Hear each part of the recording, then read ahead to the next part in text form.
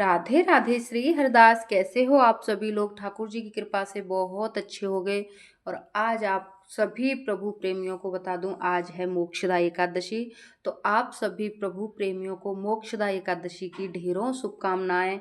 और लाला हमारे स्नान आदि से निवृत्त होके बैठ चुके हैं और अब लाला सुनेंगे एकादशी मैया की कथा। फिर उसके बाद लाला की होगी धूप दीप और पूजा आरती। तो आप सभी प्रभु प्रेमियों को मैं मोक्षदा एकादशी की कथा सुनाती हूँ। तो आप सभी हाथ में चावल लेकर या पुष्प लेकर सुनना, जो भी व्रत रहते हों वो भी सुनना। जिनको भी मोक्षदा एकादशी की कथा सुननी है तो हाथ जोड़ के सुन सकते हैं। और व्रत रहने वाले को और सुनने वाले को और सुनाने वाले को पूरा फल मिलता है एकादशी मैया का। जो व्रत नहीं रह पाते हैं वो भी एकादशी मैया की कथा सुन सकते हैं, पूरा फल प्राप्त होगा। क्योंकि कथा में पूरा सारांश दिया होता है एकादशी मैया का। तो सभी प्रेम से बोलो मोक्षदा एकादशी मैया की जय। और हाथ जोड़कर मोक्षदा एकादशी मैया की कथा सुने सभी।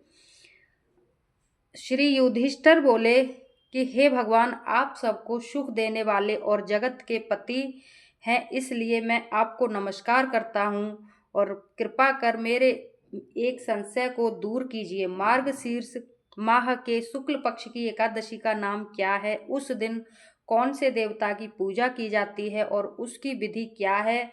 भगवान, मेरे इन प्रश्नों का उत्तर देकर मेरे संदेह को दूर कीजिए। भगवान श्री कृष्ण बोले, हे राजन, आपने अत्यंत उत्तम प्रश्न किया है। आप ध्यान पूर्वक सुनिए। मार्गशीर्ष के माह के शुक्ल पक्ष की एकादशी मोक्षदा एकादशी मोक्षदा के नाम से प्रसिद्ध है। इस दिन श्री दामोदर भगवान की पूजा धूप दीप नैवेद्य आदि से भक्ति पूर्वक करनी चाहिए। अब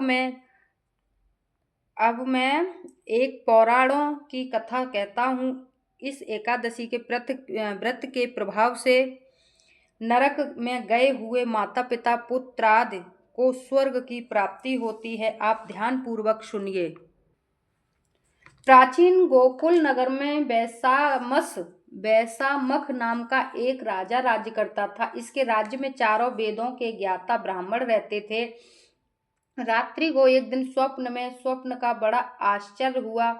प्रातःकाल होते ही वह ब्राह्मणों के सामने अपनी सब स्वप्न कथा कहने लगे। ब्राह्मणों, रात्रि को स्वप्न में मैंने अपने पिता को नरक में पड़ा देखा। उन्होंने मुझसे कहा कि हे पुत्र, अब मैं नरक भोग रहा हूँ, मेरी यहाँ से मुक्ति करो।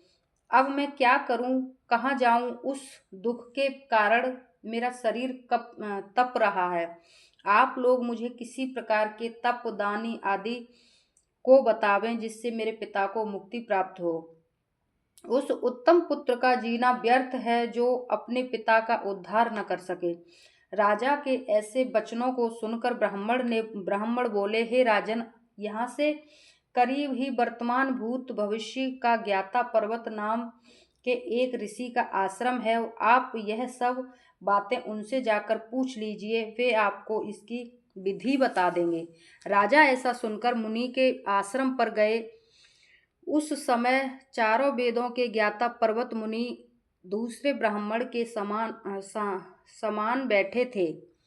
राजा ने जाकर उनको साष्टांग प्रणाम किया। पर्वत मुनि से उससे सांगोपांग कुशल क्षेम पूछी। तब राजा बोले, हे देव ऋषि, आपकी कृपा से मेरे राज्य में सब कुशल हैं, परंतु मेरे मन में अशांति रहती है, उसका कुछ उपाय कीजिए। ऐसा सुनकर पर्वत मुनि ने एक मुहूर्त के लिए नेत्र बंद कर लिए और भूत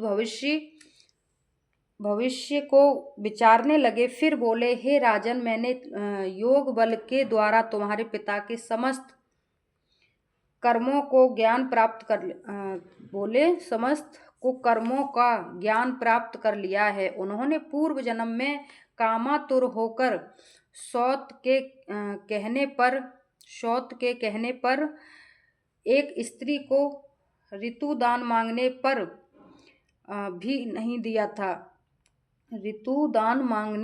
नहीं दिया था। उसी पाप कर्म के फल से तुम्हारे पिता को नरक में जाना पड़ा।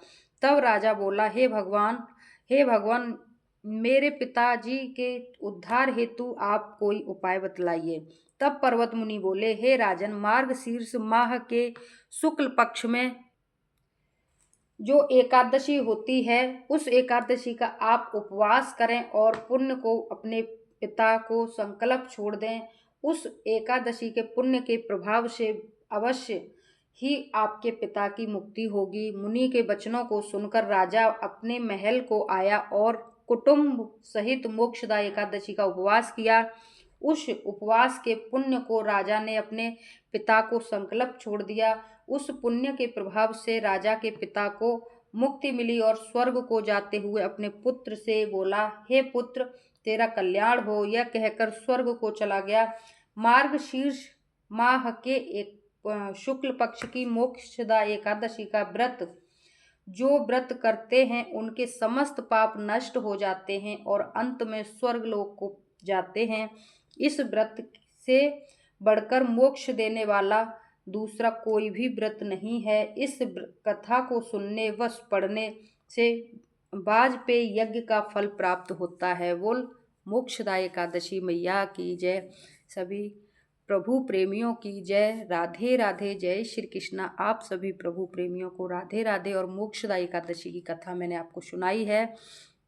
जो भी सुनते हैं और सुनाते हैं उसको आपने सुना लास्ट में कि वाजपेयी यज्ञ का फल मिलता है। तो जिनको भी अगर एकादशी मैया की कथा सुनने का सौभाग्य प्राप्त होता है तो ये ना समझें कि हम व्रत नहीं रहते तो क्यों सुने। निस्संदेह होके आप एकादशी मैया का कथा पूरी सुना करें। आपको बहुत बहुत प्रभु प्राप्ति होगी और प्रभु की कृपा होगी।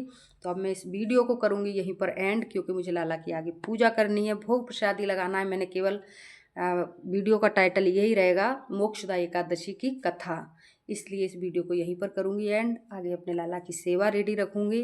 राधे राधे। हरे कृष्णा। मिलती हूँ नेक्स्ट वीडियो में। तब तक के लिए हरि बोल।